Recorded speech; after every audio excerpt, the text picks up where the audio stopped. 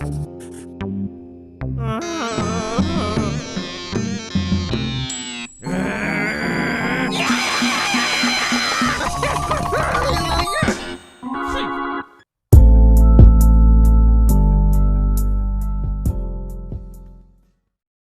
बच्चों नमस्कार। हम आज प्रश्नावली 1.3 पढ़ेंगे। कल आपने प्रश्नावली 1.2 पढ़ लिया था और उसमें आपने घर में भी आपने उनकी प्रैक्टिस किया होगा और जितने सवाल मैंने कल समझाया था आप लोगों को उसका पुनर्अभ्यास आपको घर पे करना है। और इसके बाद हम आज आ रहे हैं प्रश्नावली 1.3। मैं प्रश्नावली 1.3 के 2 प्रश्न बताऊँगा, पहला और दूसरा, जो परीक्षा में अधिकांश आते हैं। लेकिन इनके साथ साथ आपको मैं पहले ये बता दूं कि प्रश्न क्रमांक 1 और प्रश्न नंबर 2 ये दोनों प्रश्न आपके किताब में एग्जाम्पल नंबर 9 और एग्जाम्पल नंबर 10 की तरह बनते हैं। उदाहरण नंबर 9 जो है वह लिखा है कि वर्गमूल 3 एक अपरिमेय संख्या है, सिद्ध कीजिए, दर्शाइए। और इसमें वर्गमूल 3 के स्थान पर प्रश्नावली में वर्गमूल 5 लिखा है कि सिद्ध कीजिए वर्गमूल 5 एक अपरिमेय संख्या है।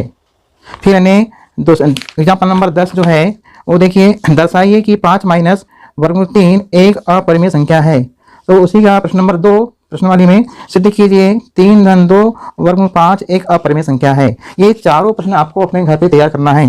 परीक्षा में ये चारों में से कोई भी एक प्रश्न पूछता है। तो चलिए अपन चलते हैं प्रश्नावली 1.3 पर। इसमें पहला प्रश्न दिया है, सिद्ध कीजिए, सिद्ध करो कि वर्गमूल 5 एक अपरिमेय संख्या है। एक अपरिमेय संख्या है। आपको जो वर्गमूल 5 है, करने में लिखा 5, ये एक अपरिमेय संख्या है, आपको सिद्ध करना है या बताना है आपको। तो यह प्रश्न जो है मैंने आपको बता चुका हूँ। ये प्रश्न same to same example number 9 प्रश्नावली में किताब में जो दिया है पेज नंबर आपके 15 में, पेज नंबर 15 में आप देखेंगे एग्जाम्पल 9 और पेज नंबर 16 में एग्जाम्पल 10। ये प्रश्न क्रमांक 2 बनेगा उससे। तो अपन चलते हैं पहले प्रश्न में। तो पहला प्रश्न पूरी सेम आपको बनाना है इसकी तरह। तो अपन स्क्रॉल करते हैं। चलिए हल करेंगे। सिद्ध करो वर्गमूल 5 एक अपरिमेय संख्या है। हम थोड़ी देर के लिए हम इसको अपरिमेय ना मानते हुए हम इसके संख्या विपरीत मान लेते हैं। क्या लिखेंगे हम? इसके विपरीत, इसके विपरीत यह मान लेते हैं, यह मान लेते हैं, क्या मान लेते हैं कि वर्गमूल 5 एक परिमेय संख्या है।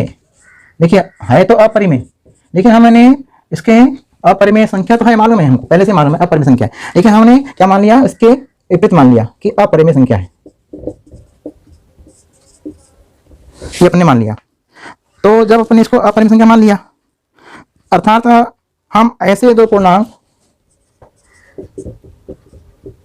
अर्थात हम ऐसे दो सहअभाज्य, या यहां लिखा हुआ है ऐसे दो पूर्णांक ए और बी, ऐसे दो पूर्णांक ए और बी जहां बी बराबर नहीं है 0 के, ठीक है, बी 0 के बराबर नहीं है। प्राप्त कर लेते हैं, प्राप्त कर सकते हैं, कर सकते हैं। अतः क्या हम लिख सकते हैं इसको? हम इसको लिख सकते हैं वर्गमूल 5 बराबर a बटे b। हम जब हमने दो संख्याएं दो पूर्णांक ले लिया और b, तो हमने इसको लिख दिया वर्गमूल 5 बराबर a बटे b लिख दिया, ठीक है ना। अब a बटे b अपने लिखा। अब यहां से क्या करेंगे अपन लोग, हमने इस संख्या को b को हम इधर करें पक्षांतर करेंगे। तो b का हम करेंगे पक्षांतर, बोल रही है त्रिगुणा। तो b इंटू करनी 5 बराबर क्या मिला आपको a। अब इसको आप दे दिए पहला समीकरण, ठीक है। इस पहले समीकरण दे दिया अपन इसको पहला। अब इस पहले समीकरण में अपन क्या करेंगे, दोनों तरफ भाग देंगे। ना। तो दोनों तरफ हम क्या भाग करेंगे, अपने जो दो अपन ने माना है पूर्णांक ए और बी, तो ये दो क्या है, यहाँ लिखा हुआ है कि यदि ए और बी एक के अतिरिक्त कोई उभयनिष्ठ गुणनखंड हो तो हम इस उभयनिष्ठ गुणनखंड को भाग देकर ए और बी के सह अभाज्य बना सकते हैं। तो ये अपन ने ए और बी के सह अभाज्य बनाने के लिए हमने इसको ऐसा किया है। अब इन्हें दोनों ओर क्या करेंगे, भाग देने पर, सॉरी दोनों ओर भाग नहीं, वर्ग दम है, वर्ग करने पर हम दोनों ओर हम करेंगे वर्ग। तो इन्हें क्या जाएगा, यहाँ करेंगे तो b इंटू करनी 5 पे वर्ग बराबर हो जाएगा a पे वर्ग। तो यहाँ नहीं हो जाएगा b पे वर्ग गुणित 5, यानी इसको बढ़ेंगे गुणित 5 बराबर a पे वर्ग। यानी ये जो b वर्ग है कोष्टक खोले तो b के ऊपर घात 2 लिख दिए और करनी 5 जो है वो वर्ग से कट जाता है तो 5 आता है, 5 इंटू करनी यानी b वर्ग। तो 5 का हमने किया पक्षांतर, तो b का वर्ग बराबर a वर्ग बटे 5। मतलब इससे क्या सिद्ध हुआ आपको, a और b दो पूर्णांक है तो a वर्ग यानी 5 से क्या है, विभाज्य है, a वर्ग 5 से विभाज्य। 5 कहाँ से आया, हमने यहाँ से किया पक्षांतर। अब ये देखिए यहाँ तो उसने ऐसा बताया नहीं है, यहाँ लिख दिया है अतः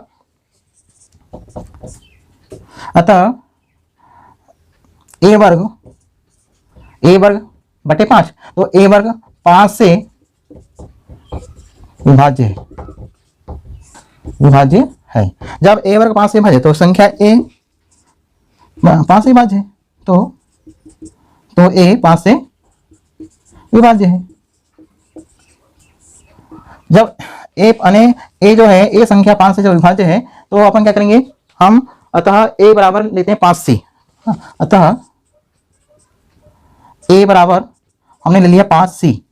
अब बोलेंगे c क्या है, c भी एक पूर्णांक है, यहाँ c एक पूर्णांक है, मान लीजिए पूर्णांक c।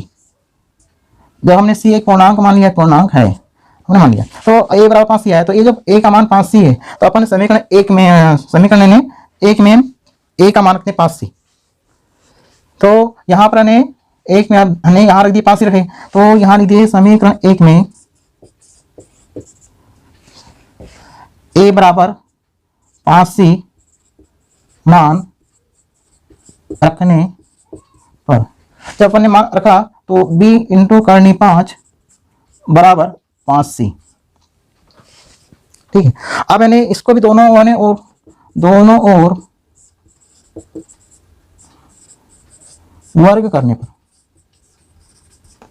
जब दोनों तरफ हमने करेंगे वर्ग तो यहाँ आएगा b इंटू करनी 5 पे वर्ग बराबर 5c पे होल स्क्वायर। यानी यहाँ तक क्या हुआ, आगे और हल करते हैं, इसको देखते हैं, पुस्तक में इतना नहीं बताया डिटेल। अब इन्हें देखिए इसके आगे हम क्या करेंगे, उतार लीजिए इसको।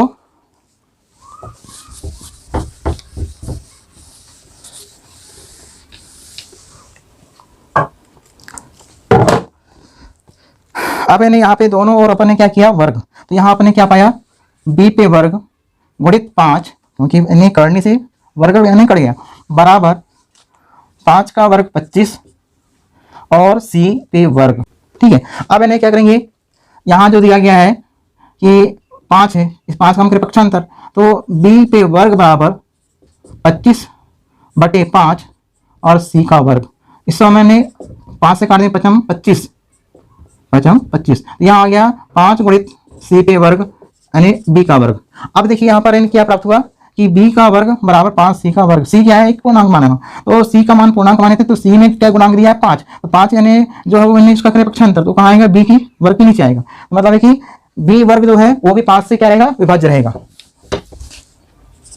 b पे वर्ग यानी इस 5 का किया पक्षांतर तो नीचे आ गया, और c वर्ग बराबर आया b का वर्ग बटे यानी c का वर्ग बराबर b का वर्ग बटे 5। अब ये जो b वर्ग है तो b वर्ग भी किससे डिवाइड है, किससे विभाज्य है, 5 से। हम यहाँ लिख देंगे, इसे यहाँ लिखे थे अपन ने कि a वर्ग 5 से विभाज्य है, तो यहाँ पर भी आ रहा है अतः b वर्ग क्या है, b वर्ग भी 5 से विभाज्य है। देखिए अपन ने a वर्ग जो है, a वर्ग भी 5 से विभाज्य था, b वर्ग भी 5 से विभाज्य है, अतः b 5 से विभाज्य।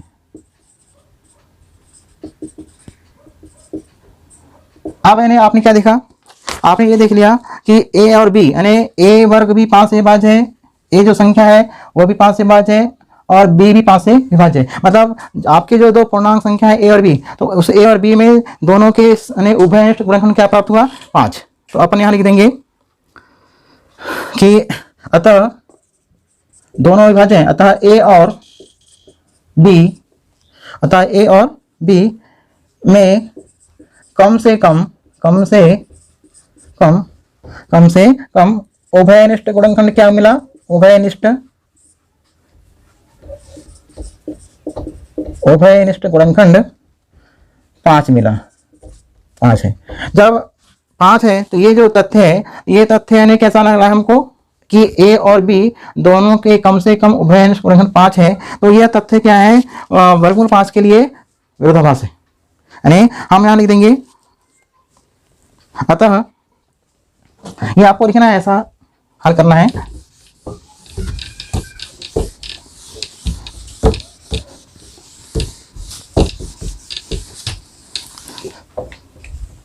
देखिए अपने वर्गमूल 5 को अपरिमेय संख्या सिद्ध करने के लिए अपन ऐसा कर रहे हैं कि अपन ने ए वर्ग बी वर्ग उन दोनों पूर्णांक संख्याओं का कम से कम हमने क्या निकाला? उभयनिष्ठ गुणनखंड 5 निकाला।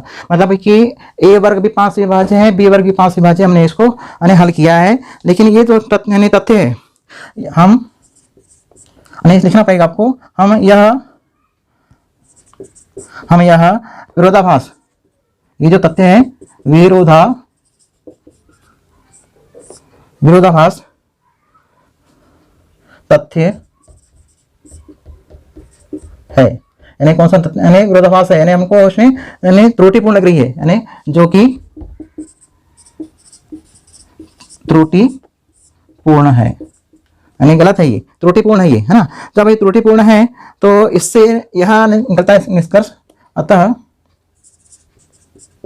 यह निष्कर्ष निकलता है, हमने इसको यह निष्कर्ष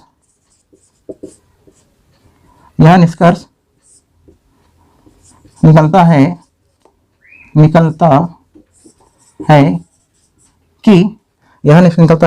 कि वर्गमूल 5 एक अपरिमेय संख्या है।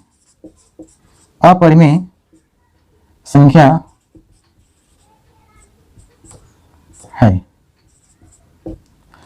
यानी जो करनी 5 है वह एक अपरिमेय संख्या है, क्योंकि जो तथ्य हैं ये सब किससे हैं? विरोधाभास, यानी विरोधाभास है। तो विरोधाभास से तथ्य हैं और जो त्रुटिपूर्ण है, इसलिए हमने यह निकालते हैं निष्कर्ष कि यह वर्गमूल 5 एक अपरिमेय संख्या है। तो आपको यानी इस प्रकार से इस प्रश्न को हल करना है और लिखना है, ठीक है। इसके बाद में ये पहला अन्य प्रश्न हो गया, प्रश्नवाली का पहला, और इसका एग्जाम्पल 9 आप अपने बुक से देख लेंगे और बुक में दिया हुआ है। अब यानी प्रश्न नंबर 2 देखते हैं। प्रश्न नंबर 2 में लिखा हुआ है, सिद्ध कीजिए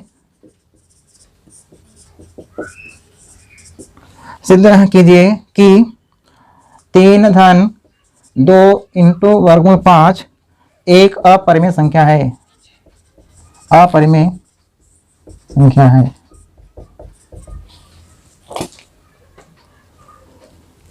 अब यानी इस अपरिमेय संख्या सिद्ध करने के लिए हम हल कर रहे हैं। क्या हल करेंगे अपन इसको? यहाँ पर देखिए एग्जाम्पल नंबर मैंने बताया था आपको 10वां, तो एग्जाम्पल नंबर 10 की तरह ही सेम बनेगा। तो आइए हम इसके विपरीत मान लेते हैं। हम इसके विपरीत मान लो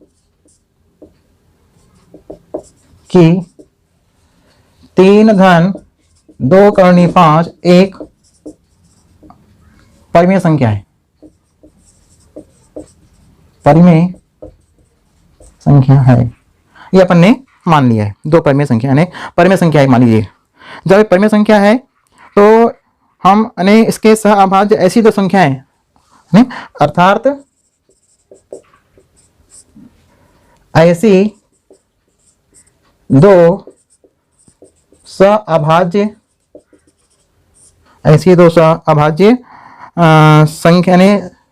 संख्याएं ए और बी, ए और बी, जहां बी बराबर नहीं है शून्य, यानी बी शून्य के बराबर नहीं है, मतलब है कि शून्य के बराबर नहीं है, हम ज्ञात करते हैं, लेते हैं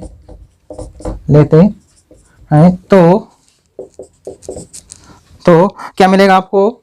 ये जो आपने माना है 3 धन 2 करनी 5 बराबर हमने लिख दिया a बटे b, ये अपने परिमित संख्या मान लिया। अब यहाँ से देखिए क्या करेंगे, पक्षांतर करेंगे। तो पक्षांतर ने कैसे करेंगे? आपसे यहाँ से हम करेंगे पक्षांतर। तो यहाँ पर ने क्या लिखा हुआ है? 3 धन 2 वर्गमूल 5 बराबर a बटे b। अब यहाँ से हमने कर देंगे पक्षांतर, तो इसे जमा के लिखेंगे। तो 3 जो है ये संख्या कौन सी है? पूर्णांक में है, और इसको हम करेंगे पक्षांतर, तो क्या हो जाएगा बताइए? ये हो जाएगा 2 इंटू करनी 5 बराबर a बटे b माइनस 3। अब ने देखिए, अब यहाँ जो 2 लिखा है, अब इस 3 के नीचे भी हमने संख्या परिमेय नहीं है, तो हम इसको 1 बना सकते हैं ना। तो यहाँ से 2 का करें पक्षांतर, फिर से 2 यानी इंटू में, ये 2 कहाँ जाएगा? दोनों के हर में जाएगा। तो वर्गमूल 5 बराबर a बटे 2b माइनस 3 बटे 1, सॉरी यहाँ भी जो आएगा, यानी ये जो 2 है वो दोनों में गुणा हो जाएगा हर में, ठीक है। तो ये हो जाएगा, यानी हल किए तो ये संख्या यानी इस प्रकार से आ गई। अब देख रहे हैं कि a बटे 2b माइनस 3 बटे 2 ये एक परिमेय संख्या है।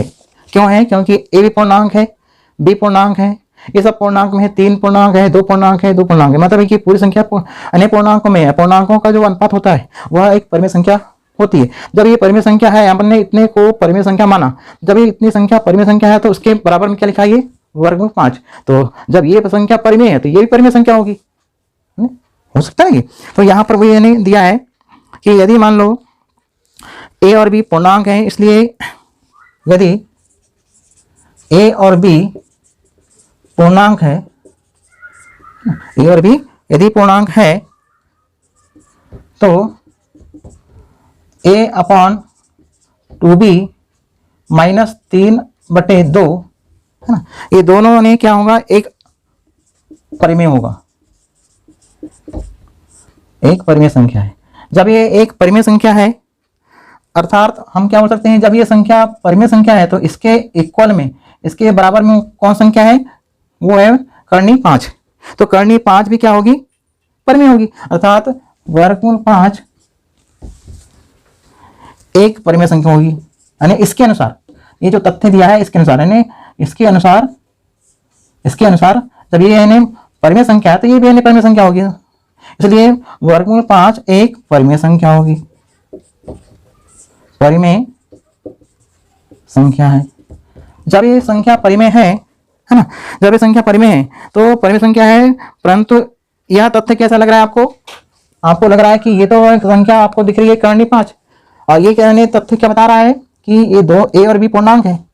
तो a और b पूर्णांक है, तो a और b पूर्णांक होने के बाद यानी ये पूरी संख्या परिमेय संख्या बन रही है, तो परिमेय संख्या के बराबर में ये लिखा है वर्गमूल 5 लिखा है।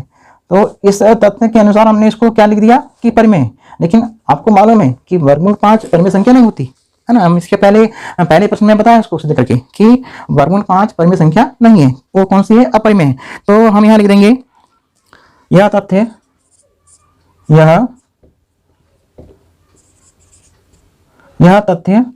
विरोधाभास है, विरोधाभास है। कैसा तथ्य ये? यह तथ्य विरोधाभास है। क्यों है? क्योंकि यानी यह तथ्य विरोधाभास है, इस कारण हम क्या बोलेंगे? इस कारण वर्गमूल 5 एक अपरिमेय संख्या है, अपरिमेय संख्या है। जब ये संख्या अपरिमेय है तो हम यह निकालते निष्कर्ष, अतः यह निष्कर्ष निकलता है, बस आप यह निष्कर्ष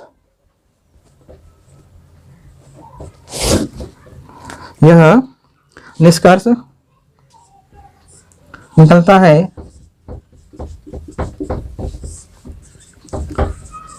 यह निष्कर्ष निकलता है कि क्या निकलता है निष्कर्ष कि 3 धन 2 करनी 5 एक अपरिमेय संख्या है।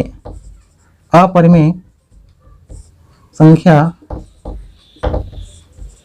है। बस आपको यानी इस प्रश्न को इतना हल करके ऐसा ऐसा तथ्य देना है, ऐसा कारण दे देना है कि यह तथ्य से यह संख्या कौन सी है, अपरिमेय संख्या है। बस आपको इस प्रश्न में इतना ही। पुस्तक में जो दिया है इन्हें एग्जाम्पल नंबर 10 को देखकर आपको ये प्रश्न नंबर 2 बनाना है। ठीक है ना, हो गया। अब इसके बाद इन्हें अपन कल देखेंगे अगली प्रश्नावली। और कल आप इन्हें शांत दशमलव, अशांत दशमलव, अशांत आवर्ती यानी संख्या है आपको 1.4 प्रश्नावली 1.4 से पढ़ के आना है और देख कर आना। आप इसको ने कल बताएं। ठीक है, ओके। तो आज के लिए इतने काफ़ी है। नमस्कार।